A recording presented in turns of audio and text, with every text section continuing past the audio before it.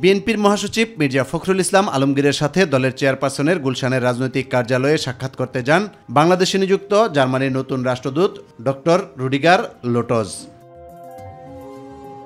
বৈঠক শেষে বিএনপির স্থায়ী কমিটির সদস্য আমির খসরু মাহমুদ চৌধুরী বলেন, বাধা বিপত্তির রাজনীতি থেকে বেরিয়ে প্রত্যেকটি রাজনৈতিক দলকে স্বাধীনভাবে কাজ করতে দেওয়া উচিত। তারা জানে আগামী দিনে বাংলাদেশের বিনিয়োগের সত্যিকার পরিবেশটা কি হবে এবং কি কি রিফর্ম করতে হবে, একেবারে ডিরেগুলেট করতে হবে, লিবারালাইজেশন করতে হবে। আমরা এগুলো সিদ্ধান্ত নিয়েছি এবং এগুলো বাস্তবায়িত হলে বিনিয়োগের কোনো সমস্যা থাকবে না বাংলাদেশে।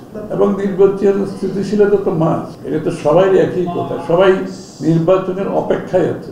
আমাদের গুরুত্ব হচ্ছে আগামীর বাংলাদেশে একটা গণতান্ত্রিক অর্ডার ফিরিয়ে আনবো এবং আপনার ভরসা নির্ভরশীলতা থাকবে জনগণের। নীলফামারীর পাগলাটারি গ্রামে ৩৬ বছর ধরে গরু ছাড়াই তেলের ঘানি টানা মোস্তাকিনের আলী ও গণ অভ্যুত্থানে শহীদ দুই পরিবারকে তারেক রহমানের নির্দেশে আর্থিক অনুদান প্রদান করতে যান বিএনপির সিনিয়র যুগ্ম মহাসচিব রুহুল কবির রিজভী আহমেদ। এ সময় তিনি বলেন, সত্য ও ন্যায়ের পক্ষে কথা বলাতে বিরোধী দলের নেতাদের উপর নির্যাতন চালিয়েছে ফ্যাসিস্ট সরকার।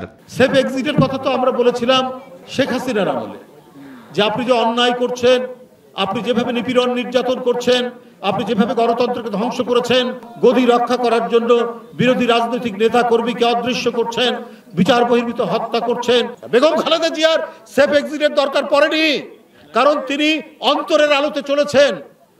তার বিরুদ্ধে অনেক মিথ্যা মামলা অভিযোগ করা হয়েছে, কিন্তু এই দেশের মৃত্তিকা, মাটি, এর আলো, জল, বাতাস, পানি, বায়ু, এর মধ্যেই তিনি থাকতে চেয়েছেন। ইউসুফ আলী, মাই টিভি, ঢাকা। চেয়ারম্যানের যে স্বপ্ন সেটা